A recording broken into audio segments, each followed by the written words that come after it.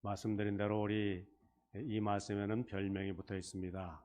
우리 기독교의 황금률이라, 그러니까 우리 기독교의 근본 정신이라 하는 말이지요. 근데 사실 생각해 보면은 이 말씀은 성경 말씀의 진리를 요약한 말씀도 아니고요, 또 우리에게 구원의 도를 전해주고 있는 말씀도 아닙니다. 그저 단지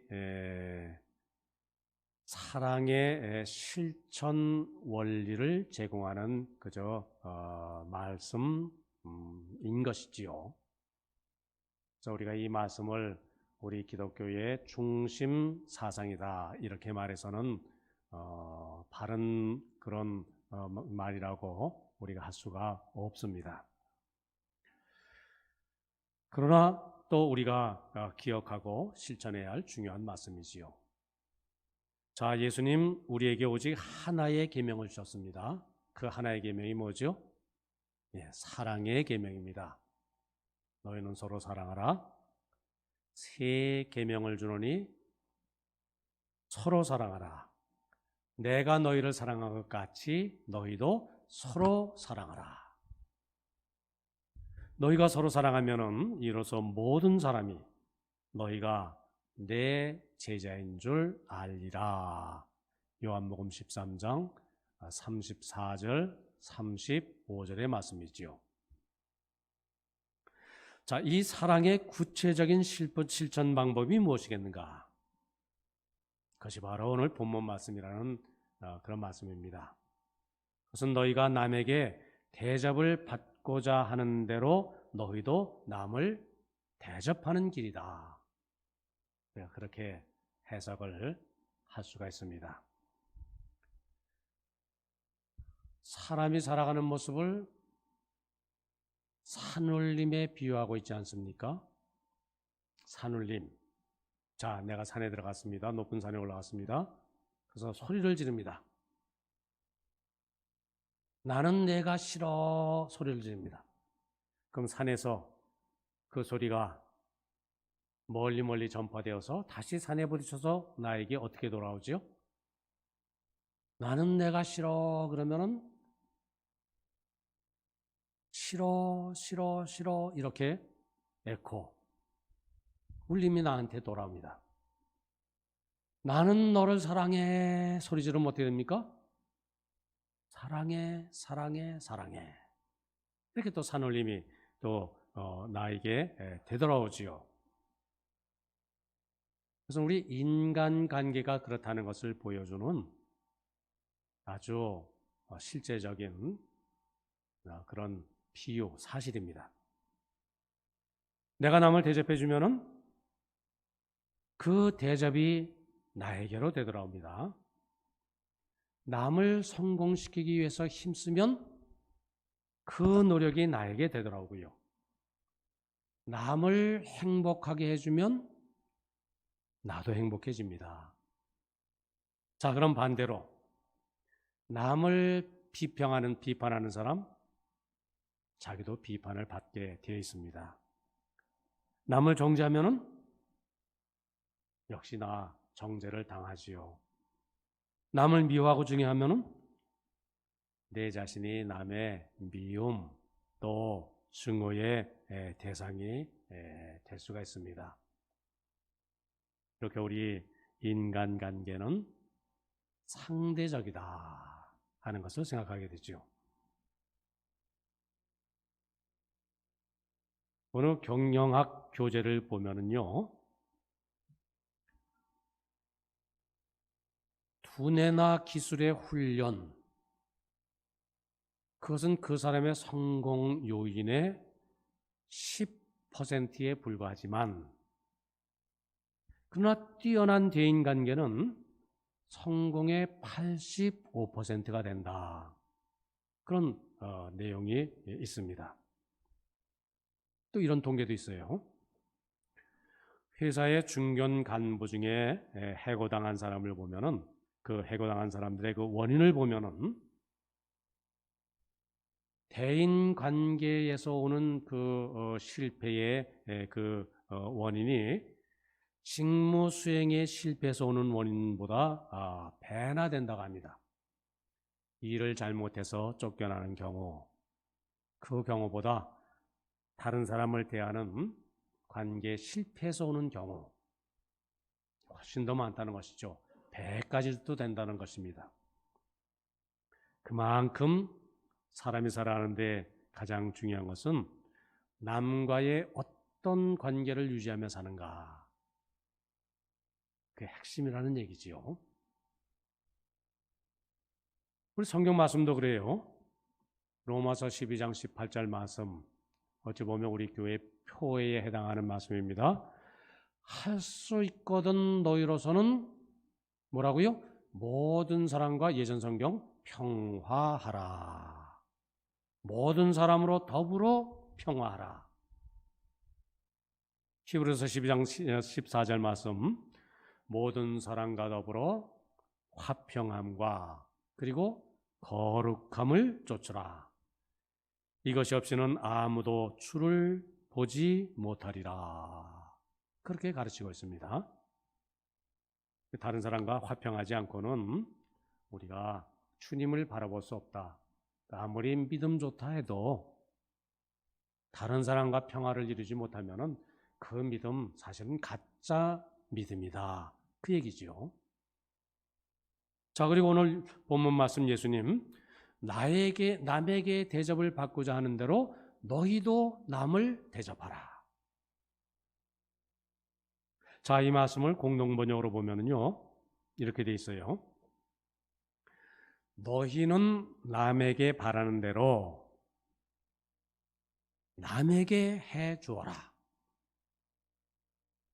좀 설명을 해서 좀 본문을 좀 번역을 하자면은, 다른 사람이 너에게 해주기를 바라는 그 모든 것을 그대로 내가 그 사람에게 해주어라. 다른 사람이 나에게 이렇게 해주기를 바라는 마음이 누구에게나 다 있지요.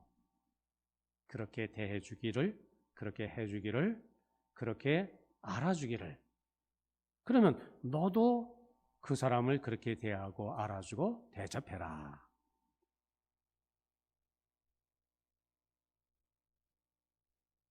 저 사람이 나에게 이렇게 좀 해주면 참 좋을 텐데, 그런 생각이 들면은, 자, 바로 그러한 생각을 바로 그 사람에게 먼저 베풀어 주어라. 그 말씀이죠. 자, 그러면 우리가 남에게 바라는 바가 무엇입니까? 저 사람에게 내가 바라는 바, 뭐 몇 가지, 뭐 사람마다 다 다르지만은 우리 공통적인 것 찾자면 몇 가지. 첫째, 저 사람이 나를 먼저 용서해 주기를 바랍니다. 그런 마음이 있습니다. 이게 누구에게나 있는 공동적인 마음이에요. 자, 그렇다면 어떻게?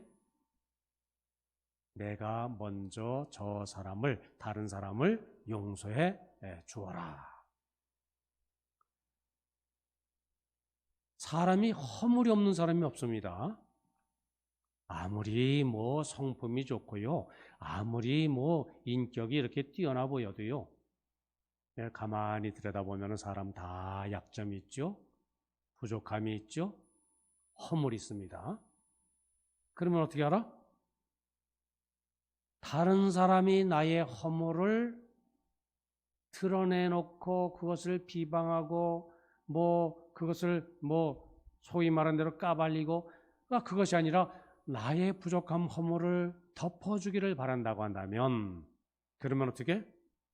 네가 먼저 그 사람의 허물을 주어야 한다 하는 것이죠. 누군가가 내 허물을 막 들춰내고 다닌다고 한다면은 그거 좋아할 사람 하나도 없습니다. 그 사람이 밉죠. 심지어는 원수까지 됩니다. 사람은 누구나 자기 약점을 다 좀 덮어주기를 원합니다. 우리말에 이런 말이 있대요. 다 나은 상처도 긁으면 피가 난다.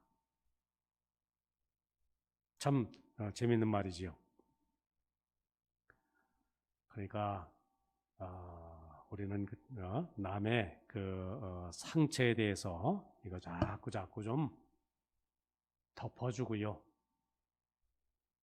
그 상처로부터 치유함을 받도록 그렇게 좀 도와주어야 한다.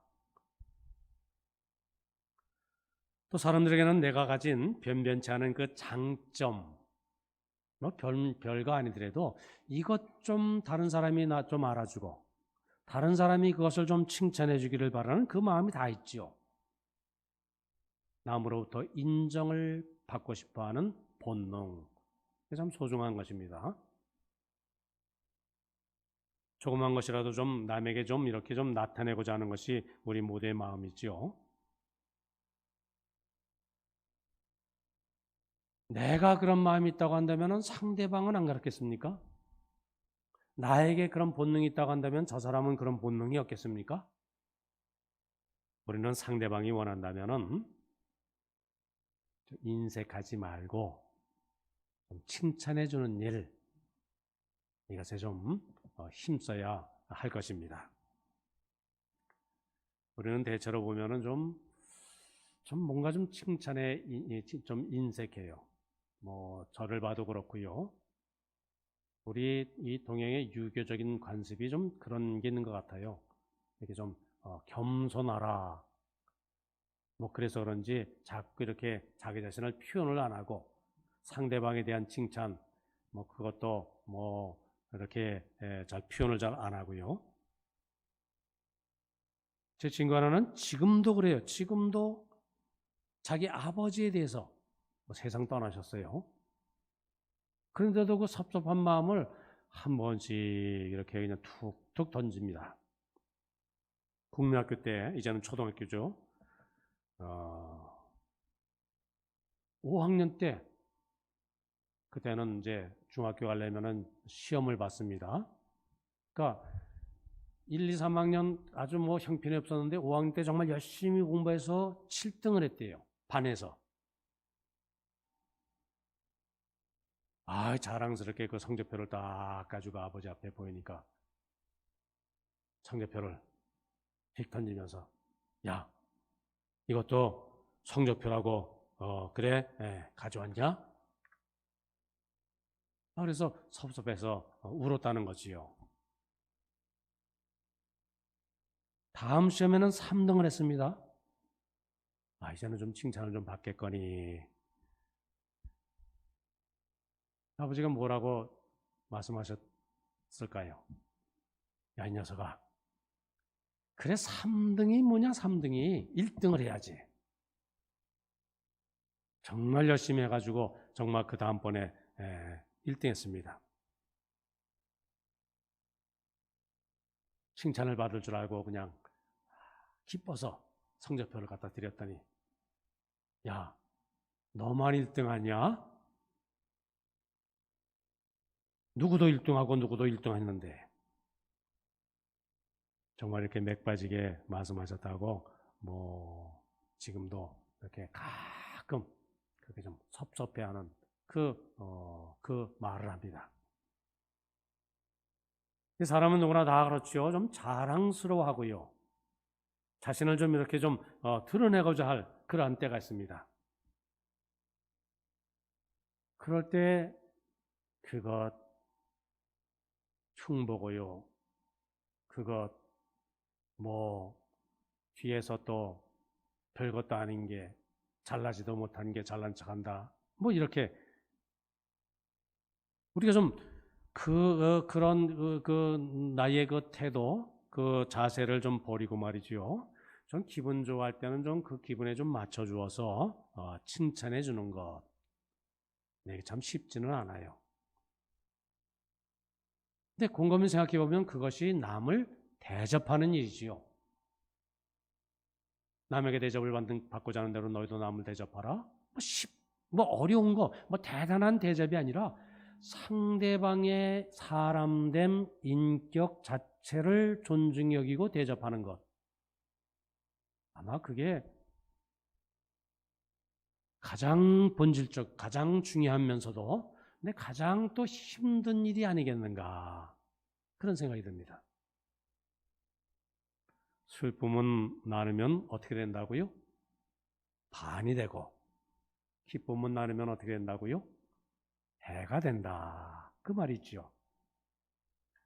작은 일이라도 좀 내가 좀 칭찬을 받고 싶다면은 역시 먼저 남에게 좀 칭찬을 해주는 일이 꼭 필요할 것입니다. 자, 그래서 남에게 내가 존경을 받고 싶은가? 먼저 남을 존경하자. 진실한 친구를 원하는가? 내가 먼저 진실한 친구가 되어주자. 그러면은 나머지는 다 해결됩니다. 내가 남의 인정을 받고 사랑받기를 원하는가? 그러면 먼저 남을 인정하고 남에게 사랑을 베풀자. 가끔요, 교회에 보면은 그렇게 얘기하시는 분이 있어요. 우리 교회는 참 사랑이 부족하다. 친절하지 못하다. 누가 와도 알아주는 사람도 없고 반갑게 인사하는 사람도 없다. 사실 우리가 좀 귀 기울여 드려야 될 말입니다. 교회는 지금 먼저 믿는 내가 교회의 주체가 돼서는 안 됩니다. 그런 교회는 결코 발전, 성장이 있을 수가 없지요.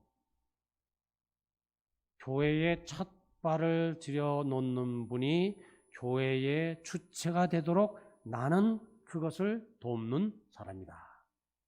그래서 자꾸 그런 생각을 가져야 그런 교회가 부흥하고 발전하게 됩니다. 교회의 등록률에 비해서 정착률이 낮은 이유의 본질은 거기 있거든요. 교회를 왔는데, 다니면서 느끼니까 뭐예요? 친애들끼리만의 교회예요. 나는 그냥 들러리예요. 그런 걸 느낄 때 교회를 떠나고 맙니다. 그러나 거기에 또 할 말은 있습니다. 그게 뭘까요?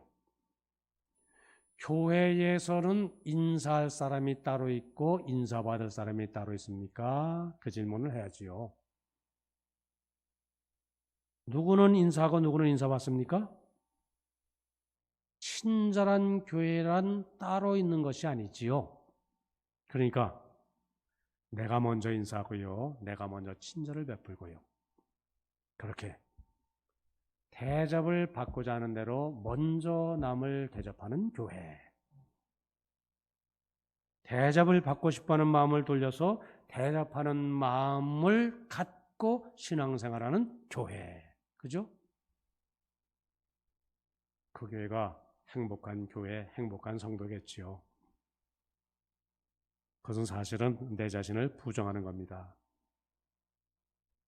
자기 자신을 부정한다는 것이 뭐죠? 그것이 십자가의 의미지요.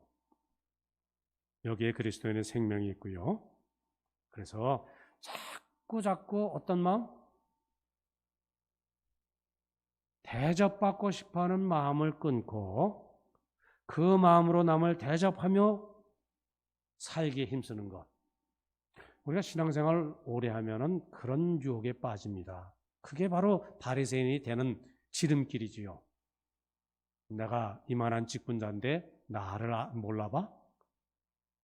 내가 장로인데, 내가 권사인데, 내가 안수집사인데 인사도 잘 안 해? 사실 이게 교인들만이 아니라 이 목회자의 참 큰 함정이기도 하지요.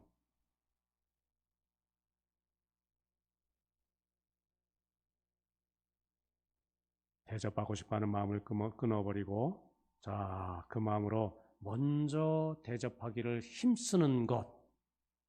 그게 주님의 말씀대로 사는 것이죠. 말씀을 따르며 사는 것. 이렇게 우리를 향하신 예수님의 윤리적인 요구에는 양보가 없습니다. 남에게 대접을 받고자 하는 대로 어떻게 하라? 먼저 내가 남을 대접하라. 예외가 없습니다. 다른 길 없습니다. 지난 시간에는 원수를 사랑하고 선을 악으로 이겨나가라 이렇게 말씀하셨고요. 오늘은 남을 대접하라. 자, 우리가 이 주님의 말씀, 정말 이 윤리적인 명령을 그대로 실천을 합니까? 또는 실천을 할 수가 있습니까?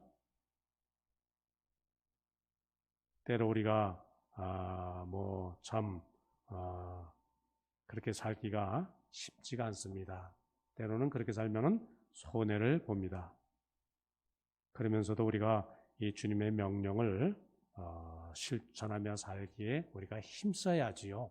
그것이 제자도 주님을 따르는 제자의 길, 그리고 그것이 나에게 주어진 십자가를 즐겁게 지고 주님을 따르는 길, 그것이 될 것이지요. 자, 오늘 본문에서 예수님의 설명은 너무나 분명해요. 우리가 그렇게 살아야 할 이유, 어떻게? 악을 선으로 이기고 또 대접을 받고자 하는 대로 먼저 대접하고. 그럼 첫째, 우리 그리스도인에게는 더 높은 윤리적 요구가 주어진다. 이 사실을 우리가 좀 깊이 생각할 필요가 있습니다. 왜? 그렇게 사는 것이 예수님을 본받아 사는 성도의 미덕이 되기 때문이지요. 좋아하는 사람끼리 좋아하고요, 미워하는 사람과는 원수지고요, 그렇게 사는 일, 이거 세상 사람도 그렇게 합니다. 자, 우리 교회 신앙생활하는 거 한번 돌이켜보시기 바랍니다. 새 사람이 새 신자가 왔어요. 그 사람을 배려를 해야 돼요. 신경을 써야 돼요. 그 얼마나 귀찮은 일입니까? 그 얼마나 신경 쓰는 일입니까?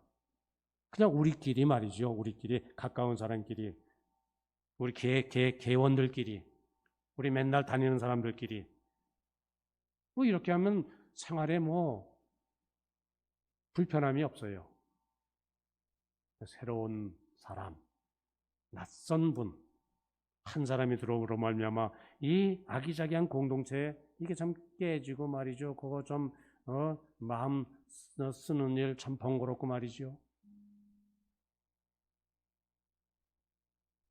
그러나 뭐라고 말씀하세요? 예수님, 세상 사람도 그렇지 않느냐? 세상 사람들과 똑같이 살면서 어떻게 그리스도인이라고 할 수 있느냐? 예수님이 그렇게 말씀하지 않으셨어요? 그리스도인들이라고 자기네들끼리만 돕고 자기네들끼리만 사랑하고 좋아한다면은 어떻게 그리스도인다움을 표현하느냐? 어떻게 그리스도의 향기가 될 수 있느냐? 이 세상에서 가장 사랑이 넘치고요, 가장 의리 있고 단결이 잘 되는 집단이 있습니다. 어느 집단이죠? 영화 같은 데서 자주 봐요. 깡패 집단이지요. 깡패 집단. 혹시 자기 동료 중에서 누가 하나가 감옥에 가면은 가족들까지 책임지고 돌봐줘요. 끝까지. 너희가 남보다 더하는 것이 무엇이냐? 죄인들도 이와 같이 하지 않느냐? 예수님이 말씀하셨어요. 예수님은 우리에게 보다 더 높은 생활, 이게 요구하고 계시죠. 자, 둘째로 성도가 그렇게 살아야 할 이유. 악을 선으로 갚고 대접받는 대로, 대접을 받고자 하는 대로 남을 대접하고 그렇게 살아야 될 이유. 상급이 크기 때문에. 35절 말씀이죠. 35절 우리 같이 한번 읽어볼까요? 자, 35절 시작. 오직 너희는 원수를 사랑하고 선대하며 아무것도 바라지 말고 꾸어주라. 그리하면 너희의 상이 클 것이요 또 지극히 높으신 이의 아들이 되리니 그는 은혜를 모르는 자와 악한 자에게도 인자하시니라. 세상적인 계산으로 보면은 그렇게 사는 것은 때로 나에게 마이너스입니다. 손해가 될 수가 있습니다. 그러나 믿음의 눈으로 보면은 예수님의 약속은 분명하지요. 어떻게요? 너희의 상이 클 것이다. 그 상은 훗날 하나님 앞에서만 받는 것 아닙니다. 선행과 사랑의 상급은 분명 이 땅에서도 100배나 받게 될 것이라 말씀하고 있죠. 선한 사람이 복을 받고 의인의 후손이 이 땅에서 잘 되리라. 성경의 약속의 말씀이지요. 잠언서인가요? 전도서지요. 내 식물을 물 위에 던지라. 여러 날 후에 도로 찾으리라. 너의 식물, 음식을 말합니다. 그걸 물 위에 던지래요. 실제로 강물에 가서 내 저녁 한 끼 분량 던지라는 얘기입니까? 그게 남에게 베풀라는 것이지요. 그러면 도로 찾으리라. 할렐루야 여호와를 경외하며 그 계명을 크게 즐거워하는 자는 복이 있도다. 그 후손이 땅에서 강성하며 정직자의 후대가 복이 있으리로다. 부요와 재물이 그 집에 있으며 그 의가 영원히 있으리로다. 시편 112편의 말씀이죠. 셋째, 우리가 그렇게 살아야 할 이유. 어떻게? 악을 선으로 이기고 악한 자를 선대하고 남에게 대접하며 사는 이유.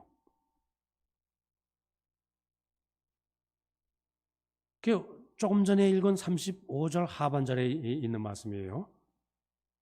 읽었으니까 다시 한번 읽질 않습니다. 제가 읽습니다.